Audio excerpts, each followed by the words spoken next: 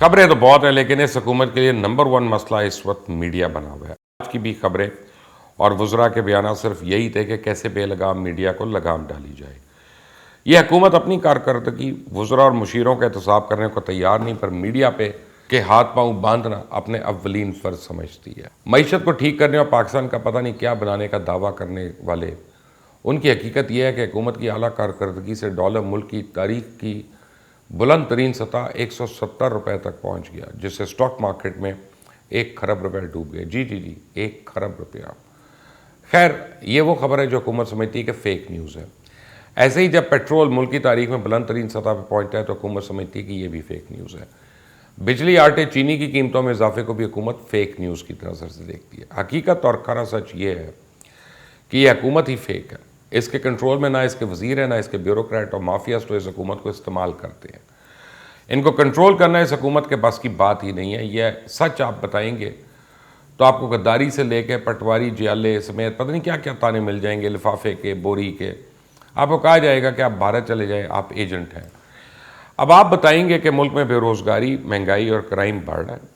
آپ کہیں گے کہ عثمان بزدار، محمود خان اور اعظم خان ٹکے کا کام نہیں کرے، تو یہ اپنی سوشل میڈیا ٹیمیں آپ کے پیچھے لگا دیں گے، جو ہر سوشل میڈیا پلیٹ فارم پر آپ کو لان تان کرتے رہیں گے۔ یہ آپ کو لفافہ کہیں گے، آپ کو ننگی گالیاں دیں گے، یہ آپ کی کردار کشی کریں گے اور ایسی کریں گے کہ آپ اپنے نظروں میں گریں گے۔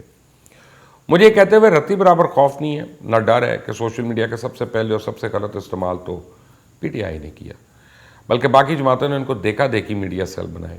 یہ واحد جماعت تھی جس نے کئی سال پہلے برطانیہ، امریکہ، سنگاپور اور یورپ میں خصوصاً اور خفیہ سوشل میڈیا سیل قائم کیے تھے، جو فیک اکاؤنٹ سے نقادوں کی کردار کشی کرتے تھے۔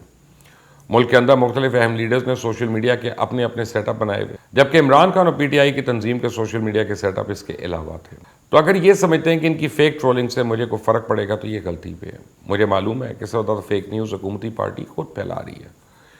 میرا کام ہے یہ بتانا کہ لوگ کس حال میں زندگی گزار رہے ہیں، کن مشکلات کا سامنا کر رہے ہیں، کن اذیتوں میں مبتلا ہیں، اور میں اپنے کام سے انشاءاللہ پیچھے نہیں ہٹوں گا، چاہے کسی کو اچھا لگے یا برا لگے۔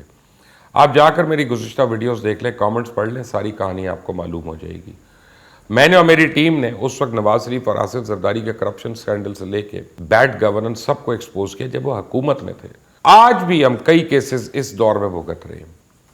ہم پر حملے ہوئے باقاعدہ، اور ہمیں نوکریوں سے نکالا گیا۔ لفافہ لینے ہوتے تو نواز شریف سے بہتر لفافہ کون دے سکتا تھا؟ میں نے اور میری ٹیم نے اکیلے مریم کے میڈیا سیل کو ٹکر دے رکھی تھی۔ تو میں اور میری ٹیم تو ان سے نہیں ڈری۔ یہ جو جھوٹی ٹرولنگ میری آج کل کر رہے ہیں یا مجھے اور میری ٹیم کو برا بھلا کہا جا رہا ہے، میں ڈرنے والا نہیں، الحمدللہ سچ بولوں گا، کیونکہ مجھے ہے حکم ازا، لا الہ الا اللہ۔ مالشی اور پالشی ان کے تو دور میں ہر دور میں آؤ بھگت ہوتی ہے، معذرت ساتھ میں یہ نہیں کر سکتا۔ یہ میں آپ کو بتا دوں کہ Pakistan media development authority Pakistan کی میڈیا کے خلاف ایک بہت بڑی سازش ہے، اور اگر یہ قانون بن گیا کہیں تو اس کے بعد حکومت پہ تنقید کیا، جائز تنقید، آپ کسی قسم کا سوال بھی نہیں پوچھ سکیں گے۔ صرف اخبار نہیں، الیکٹرانک چینلز نہیں، بلکہ سوشل میڈیا کا کنٹرول بھی حکومت کے ہاتھ میں آ جائے گا۔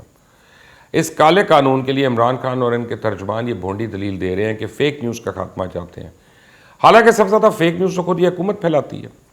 شاید پاکستان کی تاریخ میں، سیاسی تاریخ میں پہلی بار عوام نے یہ افسوسناک منظر دیکھا کہ کسی وفاقی وزیر نے بے دریغ اور بلا جھجک اس الیکشن کمیشن آف پاکستان پہ پیسے لینے کی سنگین تہمت عائد کی۔ کیا وفاقی وزیر کے پاس ثبوت ہیں؟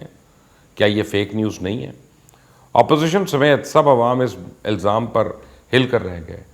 چنانچہ مطالبہ کیا کہ جا رہا ہے کہ حکومت اس سیاسی جماعت کا نام بتائے جس نے الیکشن کمیشن کو بطور رشوت پیسے دیے۔ اب اس پہ حکومتی وزیر کہتے ہیں ہم کو بلیک میل کیا جا رہا ہے، ہمارے خلاف میڈیا پر کیمپین چلائی جا رہی ہے۔ سچ یہ ہے کہ گزشتہ 3 سال میں آٹا، چینی، گھی، بجلی، دوائی، پیٹرول مافیا پر اس حکومت کے بیانات اور فیک نیوز کی ایک لمبی داستان ہے، جس پہ اگر کوئی کتاب لکھنے بیٹھے صفحے کم پڑ جائیں گے۔ حکومت اگر فیک نیوز کا خاتمہ چاہتی ہے تو اس کا آسان طریقہ یہ ہے کہ جن لوگوں کے خلاف ہتک عزت کے کیسز چل رہے ہیں قانون بنا دے کہ ان کا فیصلہ 1 مہینے کے اندر ہونا چاہیے۔